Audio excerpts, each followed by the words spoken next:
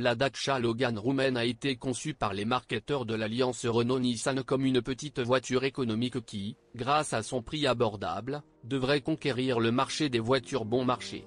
Les économies réalisées dans la fabrication du nouveau modèle ont consisté à utiliser uniquement des méthodes de modélisation informatique, tests virtuels. L'utilisation de matériaux de finition peu coûteux, de pièces intérieures simples dans la forme, et donc dans la production, les panneaux de carrosserie, les vitres, les éclairages et la généralisation de composants et d'assemblages unifiés avec les modèles Renault. Il était prévu que le prix de départ de la Logan de base soit de 5 000 €.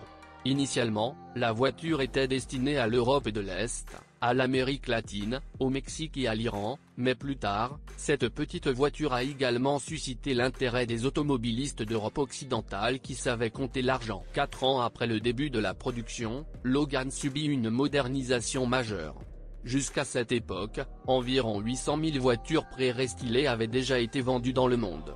Ce sont ceux dont nous parlerons aujourd'hui. Logan est disponible en deux versions, une berline 4 portes et un break MCV spacieux avec un empattement augmenté de 270 mm et une longueur hors tout augmentée de 180 mm. Deux variantes de MCV sont proposées, en version 5 et 7 places, 2 sièges supplémentaires sont installés dans le coffre. Les carrosseries de ce modèle sont bien protégées de la corrosion. Cependant, les exemplaires des premières années de production présentent un point faible, le cordon de soudure reliant les arches arrière. En raison d'une erreur de calcul technologique, l'absence ou le manque de mastic, l'eau et la saleté ont pénétré dans le coffre par la couture. Plus tard, le fabricant a éliminé cette maladie infantile. Cependant, lors de l'achat des Logan les plus anciennes, il est recommandé de vérifier l'état des arches et du coffre. L'intérieur de la Logan est simple et tout à fait conforme à l'image budgétaire du modèle. Le plastique de finition est dur mais ne grince pas. Au début, lors de son utilisation, la forme inhabituelle des poignées de porte, réalisée sous forme de marée sur les cartes de porte, vous déroute, mais ensuite vous vous y habituez. Les sièges n'ont pas beaucoup de soutien latéral et de nombreux conducteurs se plaignent d'être fatigués lors des longs trajets. L'isolation phonique est plutôt faible. L'avantage indéniable de l'intérieur de la Logan est qu'il est l'un des plus spacieux, non seulement par rapport aux camarades de classe, mais aussi par rapport à certains modèles plus anciens de classe C grâce au grand empattement de la berline, sans parler du break. Même les personnes de grande taille auront suffisamment d'espace pour la tête et les jambes dans la galerie, et sa largeur permettra à 3 passagers de corpulence moyenne de s'installer confortablement à l'arrière. Il y a beaucoup de place pour les personnes de grande taille sur les sièges avant. Cette voiture possède l'un des coffres les plus volumineux, 510 litres. Dans ce paramètre, Logan est supérieur non seulement à ses camarades de classe, mais aussi à certains modèles de classe C, D et même de classe E. À titre de comparaison, la BMW 539 n'a que 460 chevaux. Les moteurs de Logan sont empruntés à Renault Clio 2. La gamme de groupe motopropulseur proposée pour le modèle roumain comprend 5 moteurs, mais sur le marché intérieur, la voiture est vendue avec 3 moteurs très simples, 2 moteurs essence 8 cylindres d'un volume de 1,4 et 1,6 litres et un turbo-diesel de 1,5 litres. 70 chevaux.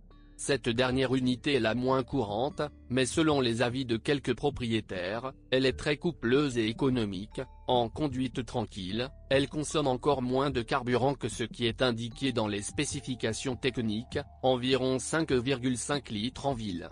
Lorsque vous utilisez du carburant diesel de haute qualité, les moteurs turbo-diesel ne posent aucun problème. Les moteurs à essence ont été testés au fil du temps et tous les défauts existants ont déjà été éliminés. Le seul problème caractéristique est la perte d'étanchéité du joint SPI avant du vilebrequin. La raison en est un engrenage d'entraînement de pompe à huile de mauvaise qualité installé sur le vilebrequin, le joint d'huile est endommagé à cause de bavures, ce qui entraîne des fuites d'huile. Il est préférable de remplacer une telle pièce, même si vous pouvez essayer de supprimer soigneusement le défaut de fabrication. Un dysfonctionnement similaire est plus fréquent sur un moteur de 1,4 litres. Aucun autre problème n'a été constaté avec les moteurs Logan. La courroie de distribution sur eux est entraînée par une courroie qui doit être changée avec le tendeur et les rouleaux fous tous les 60 000 km. Dans ce cas, il est impératif de vérifier l'état de la pompe à eau, elle est entraînée par la même courroie. Il arrivait que la pompe servait pendant 2 périodes à la courroie de distribution et, dans certains cas, elle devait être changée après 60 000 km. Toutes les Logan sont à traction avant et ne sont équipées que d'une transmission manuelle à 5 vitesses. De plus, contrairement à d'autres modèles dont l'inconvénient caractéristique est le manque d'étanchéité du joint de culbuteur, la mécanique du modèle roumain n'en souffre pas. Cette transmission manuelle a une autre caractéristique, un bruit de fonctionnement accru. Selon les mécaniciens de service de l'entreprise, il ne s'agit pas d'un dysfonctionnement, mais d'une caractéristique technique du fonctionnement de cette unité. De plus, la mécanique est sans prétention et ne nécessite aucun entretien particulier, le lubrifiant qu'il contient n'est pas changé, mais complété si nécessaire. Dans les berlines, l'embrayage est équipé d'un entraînement mécanique et dans les brakes, il est à entraînement hydraulique. Les 2 types d'embrayage sont fiables et ne présentent aucun inconvénient caractéristique. Le système de freinage Logan est un classique assez simple, des freins à disque non ventilés sont installés à l'avant, des freins à tambour à l'arrière. Le régulateur de répartition de la force de freinage est configuré de telle manière qu'il ne permet pas de diagnostiquer le système de freinage sur une voiture vide, les batteurs n'en ont pas assez sans chargement. Certains propriétaires ont reconfiguré le régulateur pour augmenter l'efficacité des freins arrière. La suspension est à long débattement et permet un roulis notable en conduite active, mais toujours inférieur à celui de certains concurrents.